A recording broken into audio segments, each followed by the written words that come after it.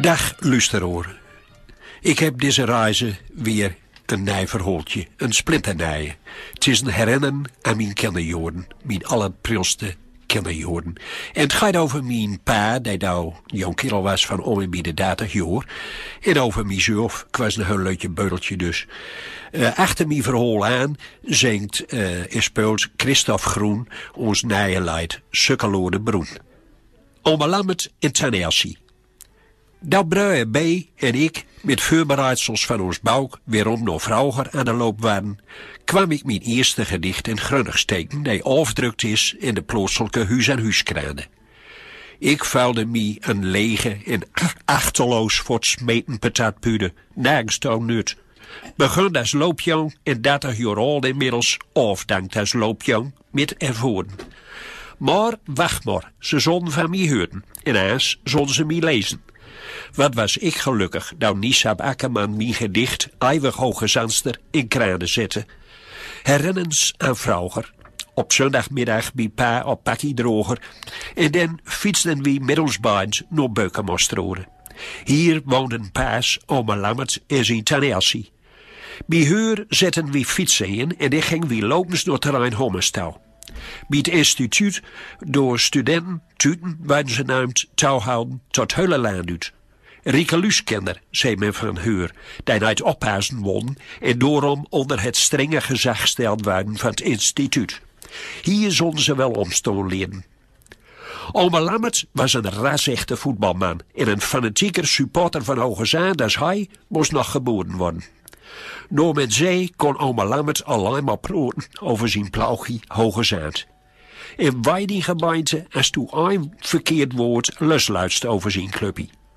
Als ik oma Lammert oproepen wil in mijn geheugen, dan zei ik een man voor mij, vrij moger, met een peugen in zijn mond houden en een verschoten regenjassie. Hij had altijd een pedde op zijn dunne hoor. Tenminste, zo vertelt mijn geheugen me het. Zeker weten douw ik het niet, want ik was nog een kind. Haar ogen zaten om verloren, dan was oma Lammert de hele zondag naar te broeken en de stuurde Tanelsi om maar op bed. Smordagsmorgens luiben met een kop als een oorzieke nahaalt de voeten op werk. Het verhaal wil dat oma Lammert voetbalde altijd met als ze langs de line stond te kijken. Veel mensen die bij hem in de buurt stonden, kwamen met rauwe schenen thuis. Als de wedstrijd zo voor zijn ogen afspeelde, dan ging oma Lammert zo op in het spel, dat hij vergat alles om zich touw. Hij hoorde niks en hij zag alleen maar de balen en de kleuren van Hoogezaan. Rood-zwart. Zijn vaste buurman langs de line, Gosse Geutjes, was helemaal aanstoken door oma Lammert. Op mol, tijdens een abelsbelangrijke thuiswedstrijd, kon Gosse geen ogen van de balen afhouden. Hij moest slim nodig zien no-down, maar hij gunde zo geen tijd om naar de wc te lopen. Men zegt dat Gosse Geutjes toen zijn zonnigse broek zaken luidt en dat hij zijn behuifde in gras legde. Ondertussen bleef hij de balen stief in het vizier houden. Nog mijn pa mij ooit vertelde en hij schotterde eruit van het lachen het Gosse zonder zijn eigen oma Lammert op zijn zondagse schoenen scheten. Oma Lammert had niks in de hoorn, zo spannend was het voetballen. Lang na afloop van de wedstrijd kwam oma Lammert thuis. Zijn Elsie was geen makkelijke. Waar is zeten, doe swinond, komst me de nijd in. Stinks van nuur in de wind. Voortoe. Zijn Elsie bezelde oma Lammert van zijn eigen heim af. Met hangende pootjes rabbelde hij een hele zet loter aan deuren. Toch, Elsie, laat me dit toch in, Elsie. Bist toch niet voor op me? Wie moet bliden wezen, Elsie, want Hoogezaan er een won. Ach, wat kan me dit schelen, kerel. Voortoe, stink het. Notale verhaal wil is Gosse Geutjes tussen twee man in thuis komen.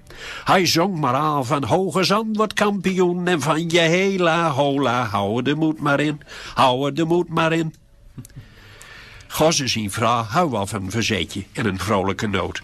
Zij trok een vlezeluis en men zegt dat het feest was bij haar thuis. Zou wit en de lode uurtjes. Maar het ging allemaal en oma Lammert voorbij, want nou had zijn Elsie hem al lang op beden mocht. Ben mensen die het altijd ontgelden mouten. Zij kregen het altijd op de kop, ook al hebben ze nergens paard of douwlaan. Zo'n man leek me oma Lammert touw. de goudigheid zelf. Wat had ik graag nog eens met hem naar het voetbalveld zou wilt. Met ons beiden kijken naar ons clubje Hoge Zaand. In de rust zonden we dan onze handen wapen aan de lekkere, sterke koffie, touw een slap, wit bekertje uit van plastic.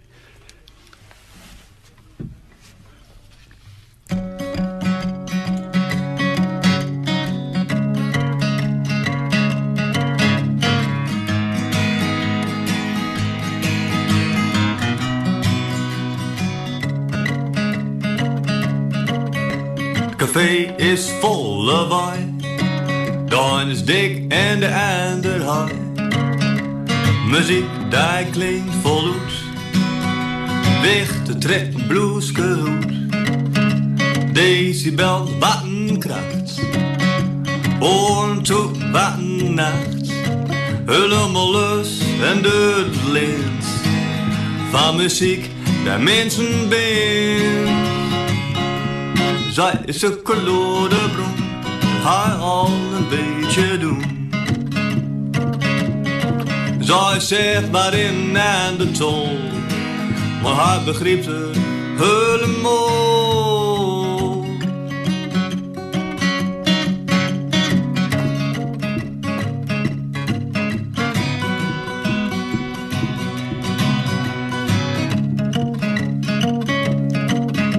Café die mout en sloep, en hij stond zij boek. Zij komt dichter naar downtown, hij ledder geworden nou. Zij is een kolode broen, hij staat in zijn blote zoen. Het is al morgen en alweer licht, zij smoes met de ogen dicht. Zij is een kolode broen, en hij al een beetje doen. Zij zegt waarin aan de tol, maar hij begreep ze helemaal.